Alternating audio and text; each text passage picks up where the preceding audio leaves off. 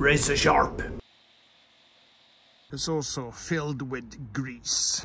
As a genius, I did forget to...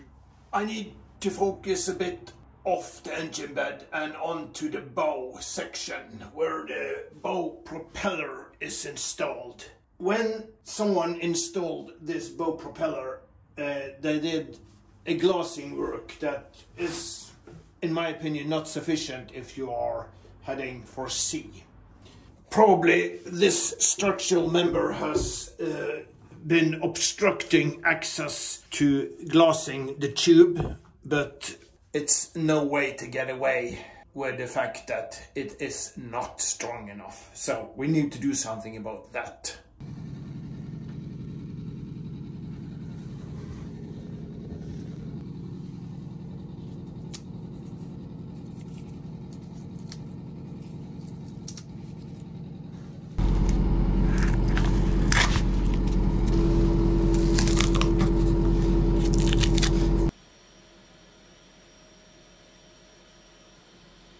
When one restores an old boat like this to this level of removing almost everything, one sometimes can lose some motivation.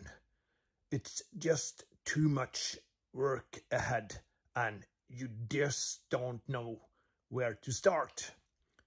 Then it's very easy to overthink things and just sit there watching, thinking, wanting to go home.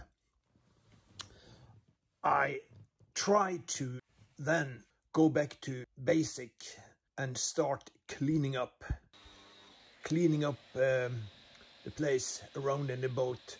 Or, as I did this time, I started grinding in the front cabin to remove the old glue on the hull, to sort of spiffen up, cleaning up the walls, and with a cleaner, nicer hull, everything looks much brighter, and then you wish to start work again. So this is also something that needs to be done, and it's something that I really haven't looked forward to, as it involves really a lot of dust. And dust of this kind also means lots of itching all over the arms and the head, everything that is exposed to the dust. So it's great to have some of it done.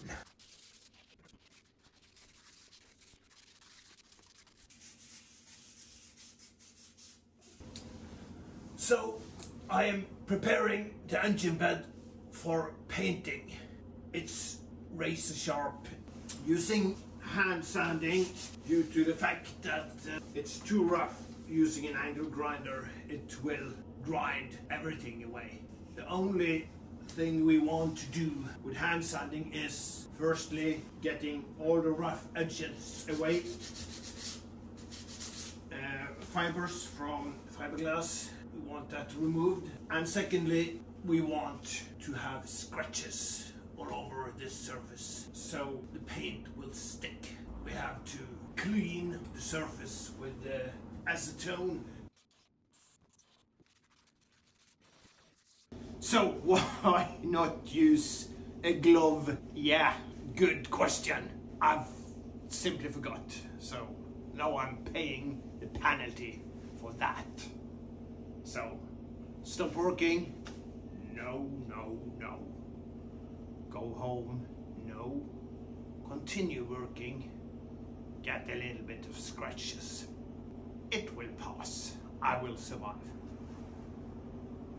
As I said, razor sharp, not fun.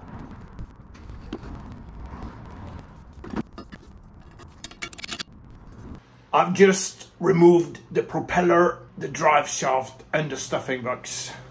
As a genius, I did forget to put the camera in place and turn it on. Great.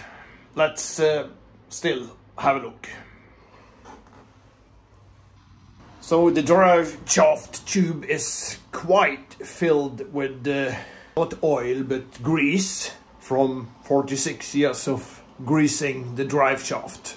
Let's take a look outside. So here we see the propeller is missing and also the drive shaft. And we can see the cutlass is, I would say, it feels like it's quite hard and worn. If I knew better, I would say it hasn't been changed at all in the 46 years. I'm not sure, but it sure feels like that. So I guess I have to order a new one. So here's the propeller and the drive shaft. It's about 1.80 meters. And this is the stuffing box. It's also filled with grease. I have wiped off the shaft as it was full of grease. So I hope to reuse the drive shaft. I will measure as good as possible that it's straight, and we should be able to get a stuffing box that fits this drive shaft. And also, so I must excuse for not taping the removal of this. It's really bad. There's no doubt about it. It's bad. I think I grinded about 20 liters of dust off the hull, so now it's a lot cleaner and blah blah blah. So I'm ready to glass in the inner tunnel of the bow propeller. As we saw on the video, it was not sufficient glassed in, and it was use cardboard and plastic in between the tube so that the resin had nothing to attach to, so it didn't stick. I've cut lots of different lengths of fiberglass, and I'm going to use polyester resin. Let me see if I can open this. There we are. Polyester resin, yes. It's slightly softer than the epoxy, but it is what the hull is made of. Using enough of it will make a strong extra surface to the tube.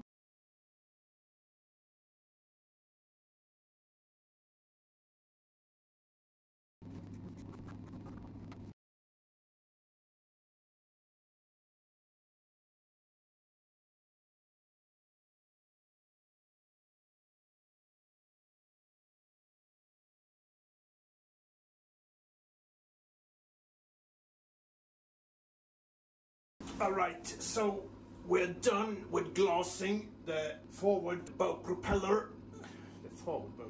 We're done with glassing the bow propeller. It smells terrible in here because polyester do smell very much before it hardened. But it's kicking off really fast. Of course, I have to strengthen the bow with structural members as well. But one thing at a time. Have a good night.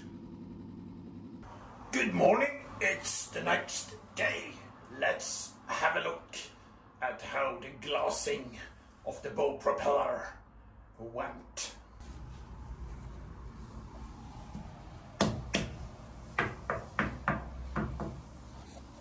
It's hard.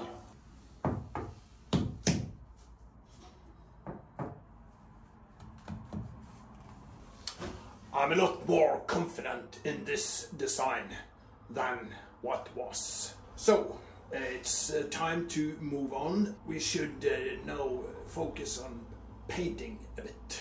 First, let's prep.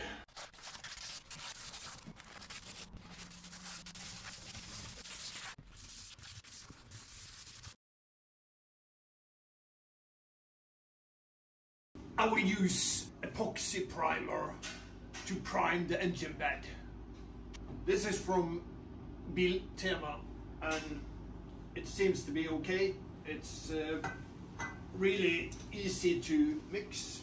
However, this has sat from last year. It has sort of separated in the box. So I'll stir it thoroughly. This is supposed to be mixed 5-to-1. I pour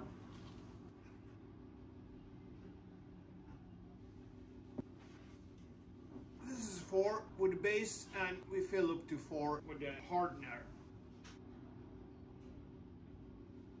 Okay.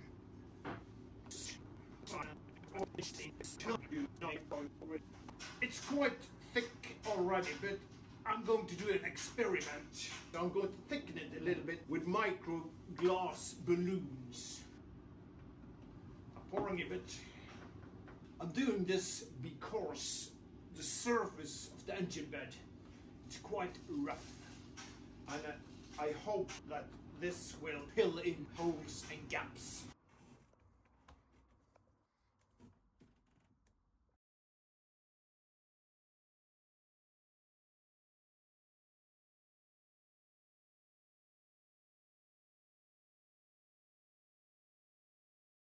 The priming of the engine bed is done.